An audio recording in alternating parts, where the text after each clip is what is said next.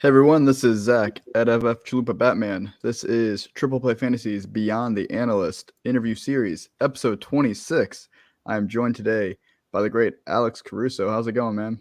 It's going great, Zach. I appreciate you having me. We've known each other for a bit now in the industry, and I'm just excited to talk, talk life and talk about the journey, and always good to get time with you, and just fun to talk sports and talk life. Awesome. I'm glad you're coming on. It's about time I got you on here. And like Alex said, if you have not listened to the first 25 episodes, go ahead and change that. We're on YouTube. We got the podcast. All the links are on here, or you're watching this as well. So go ahead, subscribe, like all that fun stuff. But like Alex said, we're not talking about fantasy football takes. Alex puts out lots of great takes. It's the off season. Plenty of people are putting out takes. That's wonderful. But here I want to get to know Alex a little bit better. So we're going to be talking about him. So just to get started, you're the host of the Fresh Fantasy Podcast.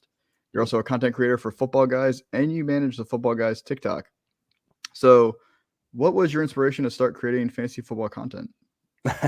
That's always a funny question. I don't actually know if I've told this story many times. Because I think when I first started and I got asked the question, I was afraid to tell people because it was kind of an accident where a couple of my good friends from school like wanted to start a podcast. Because I live in Boston, like I'm a Boston sports fan for everything, and they said like why not do like a Boston sports podcast? So we did, and we did one or two episodes, and like it was fun, but like they weren't that serious about it. It wasn't supposed to be a serious thing, and I kind of thought to myself, I was like, okay, well, like like I feel like I could do even better. Like I feel like I could do a good podcast myself. Like I feel like if I went on my own, like I'd do something good. And I was like, what would I talk about? And I was like, fantasy football. Because like I spend just like every other human being, like I spend so much time on it in like in the summers and stuff like that. And I wasn't putting out content. I would just do hours and hours of research just for myself to try to win like the one league I was in at the time.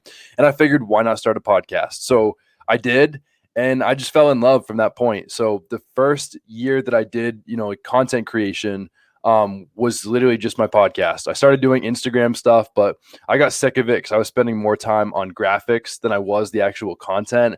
And I hate graphics. I don't enjoy them. It is not fun for me.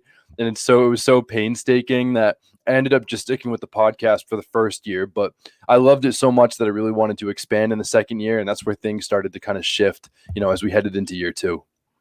That's awesome. And you kind of touched on something that I think there's a misconception out there for people that aren't content creators in the fantasy space that I'm not really doing anything different now that I am creating content that I was before. I was very passionate about fantasy football before I was doing all this research ahead of time. I'm just now putting it in some sort of form to share to the public, whether it's a podcast or an article or a tweet, whatever it is. That's really the only difference is I'm now It, sharing the content that I'm consuming instead of just consuming it. Exactly. And that gets so overblown sometimes. Like people just think that like we have this master plan to like become fantasy football analysts. But it wasn't that.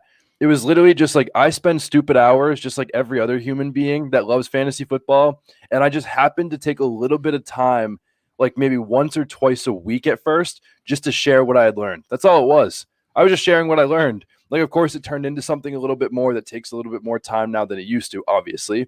But like at first, it was literally just a hobby that Mhm. I did for fun on the side where I just would share what I learned, like looking at fantasy football stuff, like just like everybody else. I just happened to share it with the world. That's the only difference. Yeah, exactly. And one of the things you do now is you run the TikTok for football guys, but before that, you were also running your own TikTok, and um, you're probably one of the ones I think of first when it comes to fantasy football TikTok. I know it's still pretty new in the space, Mhm. um, and I would question sometimes the quality of the content, but I'm sure people would say the Of same thing of about my any other content. medium. Not your content, just fan- fantasy football TikTok. If you're looking at it in general, No, I um, don't. I would say it's a little suspect sometimes. But what made you get into TikTok? It actually was a complete accident because people that know me know that before I created TikTok content, I was so anti TikTok. I thought TikTok was stupid. I did not like want anything to do with it. I'd never downloaded it. But one person who'd been following me, like that was a friend of mine from back home, had said to me, like, why not try TikTok? Like, you know what I mean? Like, it's a growing platform. Like, why not give it a shot? And I don't know why. Like, I still don't even watch TikTok to these days. Like, I just make them. And he said, just give it a shot. And I did. And I was like, okay, this is kind of cool. And so I got really lucky. That's probably the reason I'm still in TikTok today is because I got lucky because like my fourth video ever got like 10,000 views. And it was like looking back, it was such an awful video, but it was like a Mike Davis video. And the whole thing that it got a bunch of views because like I made a joke about his giant quads. Like everyone remembers that. And that video happened to pop off. And the second that first video popped off, I was addicted. Like I was chasing that next high of like getting like a crazy amount of views on a video. And that's when I started kind of refining my process to like actually come up with better videos. And it took a while for me to break out. I mean, it took me a little over a month to really kind of like understand what I was doing. And like even looking back at my videos like last year, like they were so bad. But like it's one of those things that again, you get better over time. But I think that like I just happened to fall into it because someone suggested it. And then as time went on, like I just like once one video popped off, it was like, okay, I need to get another video to pop off. Cause that was like the coolest thing to like tell my friends, like, I just got like 10,000 views in a video or something like that. Like that was so cool to me. And it still is so cool to me. Like every single time there's like a good video that pops off. So I think that was kind of the draw to it. And like, if I didn't have a video pop off as early as it did, I probably wouldn't have stuck with TikTok. No, that's fair, and it's always great when you get to ride that algorithm wave Oh, when you hit it right. absolutely. But no, you mentioned a good point how it took you said at least a month, and I think probably the same way with your podcast, with articles. I think Oh, people have to realize, like, it's okay to not know what you're doing at first. Just get started and yeah. take the reps, just like you were talking about. Makes a big difference. Yeah, well, and that's the thing that I would say to anybody, and I'm sure you could say to anybody, like if someone like approached me and said like I want to start creating content, but I'm scared that it'll be bad. If someone likes my content, like I don't think my content is that great, but like if I just said, okay, if you want to start content, watch my first TikTok video, watch my first podcast, read the first article I ever wrote, and I guarantee you're gonna laugh and be like why on earth, like what were you doing? That's what everyone's gonna say. Like again, but like what I'm saying while saying that is like people don't realize like how bad everybody is when they start off. Like you don't walk into it and be that great. I'm still not that great at it, but I'm improving. I'm a lot better than I was before. But like to start, like people aren't that good. Like it's just you do it because you love it, and sometimes it might it might turn into something. Just a No, hobby that happened to turn into something a little bit more. exactly. And so I know when you first started off, you haven't been in the space too terribly long. No. You were in school as well. So how did you balance like school and all this content creation that you're doing? I still am in school. I still got another year to go. And so my first year was just the podcast, and like that actually was a lot for me at the time, just doing 2 episodes a week of a podcast, like with school. But last year is when things really started to shift, where I was doing my podcast every week, but I also was starting to actually use Twitter every day and trying to post valuable stuff on Twitter. I mean, I was doing TikTok like literally like 7 days a week last year. So it was a lot. But like, here's what I would tell people like when they would ask me is like when I wasn't in class and stuff like that and I wasn't doing anything, like instead of using more time that I would normally to like watch Netflix or like watch shows that I wanted to catch up on or like scroll through my phone, I just happened to use more of my free time to do fantasy football stuff. And like I already do so much research of fantasy football stuff when I'm not doing anything anyway. But that other time that I had dedicated to like, watching shows or certain things like that, like I ended up doing more content creation stuff. And like, but that is not to go without saying though, is that like I did have to miss out on stuff. Like there were times where like my friends would go out and I'd have to be like, I'm sorry guys, like I have a podcast I got to do, or I have a TikTok I have to make. And like you have to make sacrifices to be able to do it. And it is a lot to balance sometimes when I have a test, but I also have to come out with like, my research or podcast and stuff like that. But at the end of the day, it was just like, this is what I want to do with my free time. And like this, it turned into a dream. And I said, I want to pursue this. So it wasn't a matter of like, if I was going to be able to manage it, it was going to be how. And for me, it was just like, how am I going to find a way to balance it? And I just found a way to balance it where I just spent more of my free time doing stuff like this. But the other thing is like, I love it. And it's like the same, thing that people always say in the cheesy saying of like, you're never working a day in your life. You love what you do. And I love what I do, but like, it is tough sometimes. Like when you go to school all day or you're doing something all day and like, you have to make time for doing stuff like this. And doesn't mean like most days I love it, but there are days when I'm like, I don't want to record another TikTok. Like I'd rather jump off a bridge. I don't actually mean that, but there are days when you're like, I don't want to do this like at all. And you just have to kind of force yourself through. But at the end of the day, like I really love doing it each and every day. I'm so grateful to do it. I've had so many good, cool opportunities and like, things that I've gotten to do. So like, I'm so grateful to be able to do it each and every day. And it's just crazy to me as it is to you. I'm sure that like you have people that, watch your stuff and support you. And that never, ceases to blow my mind to this day. Absolutely. So how do you avoid the burnout since you're doing so much between school and between content all the time? Yeah, so I think you just have to find the right balance. Like I think that like there are times like I think last year by the end of the season I was definitely burned out because it was like literally from April until like Christmas, like of just nonstop like grind, like go go go. But I think the biggest thing is just kind of finding time for myself. Like every day, I'm more of an introvert, like at heart, like where I need like my space and my time alone. So I felt like as long as like I could get my time alone every day, where I just needed 30 minutes to an hour, where I could just watch YouTube or put a podcast in or listen to music, as long as I found time for myself like every day, like that for me was just enough. And I think the other part that kind of helped me avoid, the burnout was just more the perspective. You know what I mean? Because like I talked about school and like, like I had to find time to do content with school and all these things going on. But like you have kids, like you have a job, just like a lot of people in this industry have jobs or kids or other obligations. Like the me finding time to do my stuff is no different than almost anybody else. And once I started looking at it like that, it's like you don't really have an excuse here. Like you're not in some special situation with school. Like everybody else has their own stuff that they have to deal with and find time. And I think looking at it from that is like I'm lucky to get to do this. I think that's how I found to like avoid the burnout, because like I just genuinely enjoy it. But at the same time, I think you definitely have to find time time for yourself, in addition to doing everything. So it's a little bit of a long-winded way of saying that you just need time for yourself and you got to love what you do.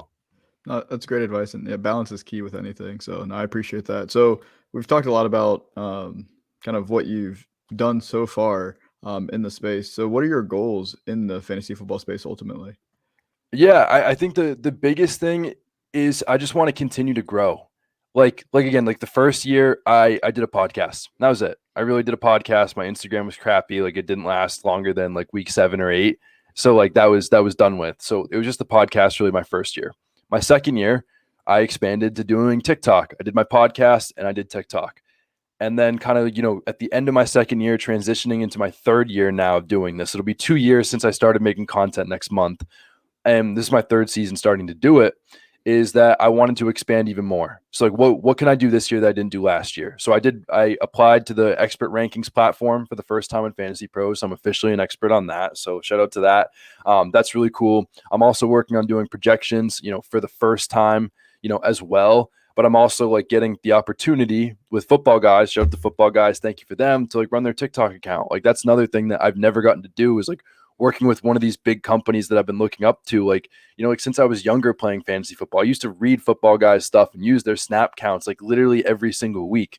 So like that's another thing this year of where I'm growing. But like next year, I want to do even more things that I haven't done before. Like whether it's, going into more, best ball or DFS or like other content that I haven't gotten to do. Like I think for me is like the dream is to like, make this into a reality where I could do this like as a job. But ultimately right now, my main focus is like I just want to grow every single year. I want to not, be satisfied with where I am. And I just want to continuously just get better every single year and every single day that I'm doing this. And I think that's ultimately the goal. That's a great goal, and it sounds like you're going for the third year breakout, if you will. We're trying. We're trying. I don't know how well it's going yet. Maybe July and August will tell, but we're trying our best. There you go. We got to get you in training camp. Exactly. But Get, get, the get the training pub camp up. reports. I need beat reporters. I need beat reporters in my life just to like hype me up. Even if I'm like the worst player in the world, that they just make everyone look like Superman. Like I just need a beat reporters be like, Alex is like the greatest prospect of all time. Like even if I have asthma, like Traylon Burks, and I'm just like the worst like content creator of all time, I need the beat reporters to be like, he looks awesome and he's progressing and getting better or something like that.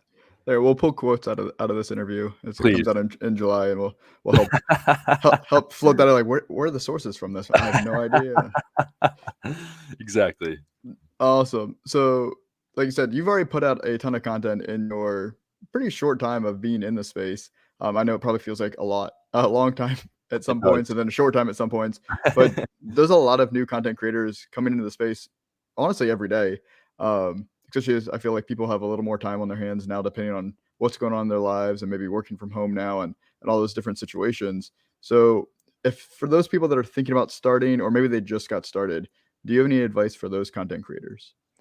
I would say for those first content creator, like a couple, I'd say probably three things. I don't even know what the three things are, but I'm just kidding. I'm kidding. So like the number one thing I would say is like for anyone that's thinking about doing it or just getting started, like keep going or give it a start.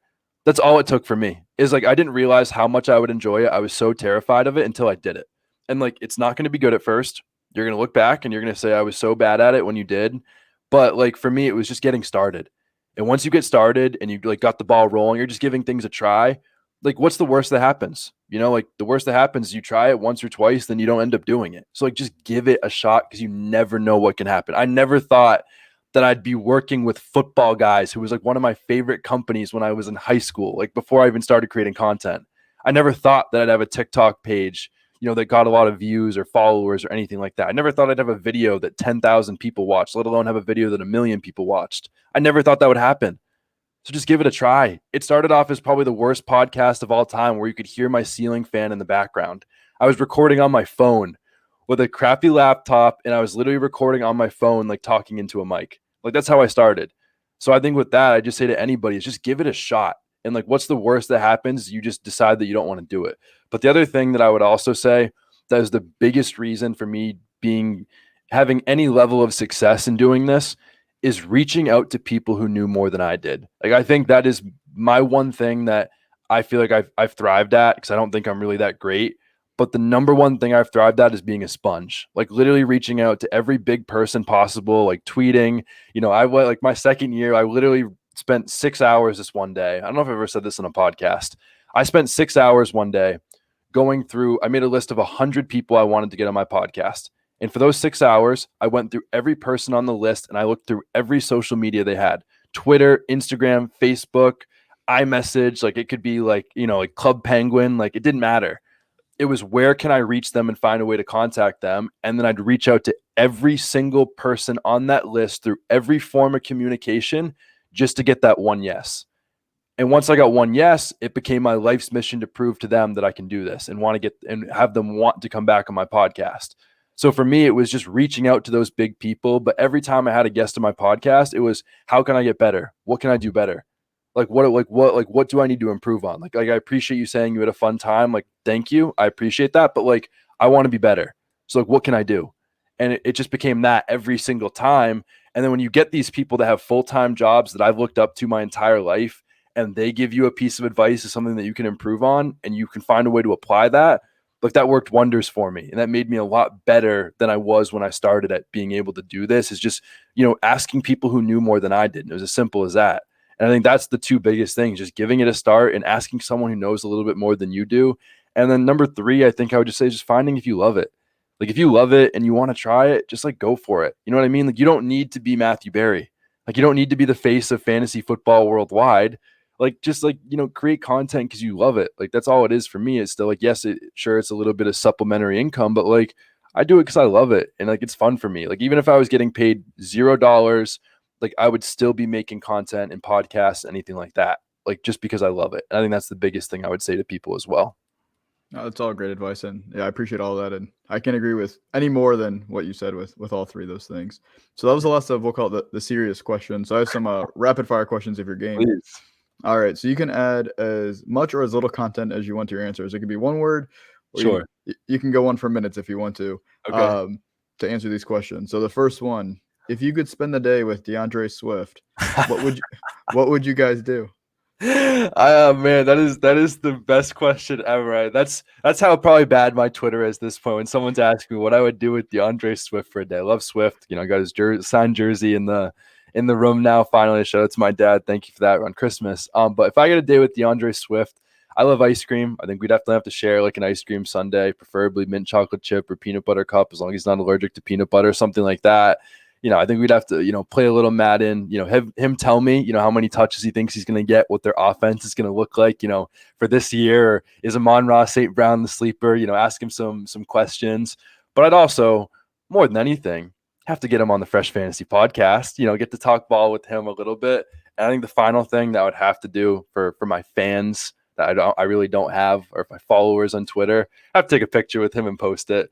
Like, I hope that someday I can meet him and take a picture with him just to like post on my Twitter or something like that I finally got to meet him. So I don't know. Like, I don't care what it is. Like, we could do knitting together for all that matters, or we could watch white paint dry on a wall. Like, I don't care what it is. Like, it would be cool to hang out with Swift. That's awesome. That sounds like a fun day. I like the ice cream idea. Yeah. And so, your podcast is named the Fresh Fantasy Podcast. So, Uh-huh. what is the 101 of vegetables? I would say probably corn, because you can do so much with it. Because I love like Mexican street corn, or like when you put like Cheeto dust on the corn with like butter all over it, like stuff like that. Corn on the cob. Corn can go with like almost any protein. Like corn's just so diverse. But I actually really like vegetables. Like, I could also say green beans, and bacon, like one of my favorite things in the world. But corn just has so many purposes, can do so many things. So that would be my 1.01. Unpopular opinion. It adds value with the position flexibility. Of course, it's a flex play. It's not one dimensional at all. It's probably super flex. Corn is super flex. I mean, it's probably a dynasty thing because it's not going anywhere. It'll be around for a while. And a lot of people can use it in a lot of different ways. Perfect. And creamy or crunchy peanut butter? Creamy, no question. All right. So I have to ask some of these questions because there's so much Please. fake Twitter drama about these kinds of things. So I like to kind of, start some drama over. Some people get really passionate about their peanut butter. Here's another one to start more drama. Does the toilet paper roll go over the top or under? Ooh. I've actually lived in places that have had both. So I actually don't really have a preference, because my apartment, like the way my bathroom's shaped, is like you really can't go under, because like it's like a one of those like little like dunce corners. Have you ever, you know what I mean? Like you sit in the corner because you did something wrong in class. Like the toilet's like facing the wall, and it's like a super tiny corner. So like there's no choice for it but to go over. But at home, what I grew up on was under. So like I'm gonna give the politically correct answer here and just say that I can go with either. But I would also say option C, low key recommended. I was grateful enough to go to Dubai in Thailand a couple weeks ago. Beyond grateful for the opportunity. It was so beyond amazing. But they have like these like little hoses, like similar to bidets, that make cleaning everything a lot easier. So those are underrated. That should be my answer. That was a great throw in there. I know the fantasy footballers are very pro bidet from their podcast. Yeah, Absolutely, as they should be. So here's my last one. It might be the toughest one. If you could live in the fictional universe of any movie, what would it be? I would say, okay, because I'm obsessed. I was a lifelong fan growing up, and because I just finished the series like yesterday or 2 days ago, I would say the Star Wars universe, because I just finished Obi-Wan. I probably spent like 3 hours yesterday watching like Hayden Christensen and Ewan McGregor like interviews, and like I was like listening to Duel of the Fates, which is like the greatest movie soundtrack of all time from the Phantom Menace.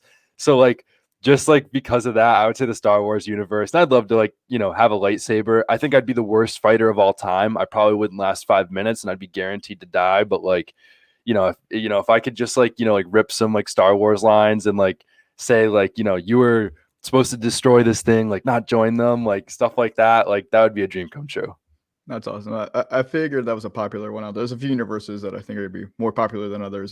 That's up there as probably near the 101, if not the 101. I wonder what the most popular answer would be. I know like Fast and Furious would probably be one of the ones that I gotta figure Harry Potter's got to be up there. Star Wars, Marvel. Marvel. That's a good one. Those are probably your biggest ones, but those are also most of them are very dangerous universes. So it kind of depends, I guess, what you want to do with your universe. You probably get some like more friendlier. I know you need to go. I need to be living like the grown-ups universe or something like that, where like I could just like have fun and like and just laugh. Like where it's actually that's still dangerous. That's dangerous too. I forgot. That's still not safe. You know where I'd want to live? I'd probably want to live in like the Michael Myers like Halloween universe. Oh no, I'm just kidding. I would not survive 1 minute. But I think the worst one for me, at least, would be the Walking Dead universe. Like that is like the ultimate. Like I wouldn't last like 2 minutes. Yeah, no, that sounds miserable as well. But I mean, there could be some kind of dark horse ones like SpongeBob. I could see someone saying that would be fun. Yeah, some of those cartoon universes. Yeah, the cartoon universe underrated for sure. There you go. So I have to ask, since you brought up Star Wars real quick, would you be Please. Team Jedi or Team Sith in that universe? Team Jedi. I'm a Jedi guy. Obi-Wan's my favorite like Star Wars character in the world. I will say though, just if like I said, we're on the podcast, if I can say this just real quick.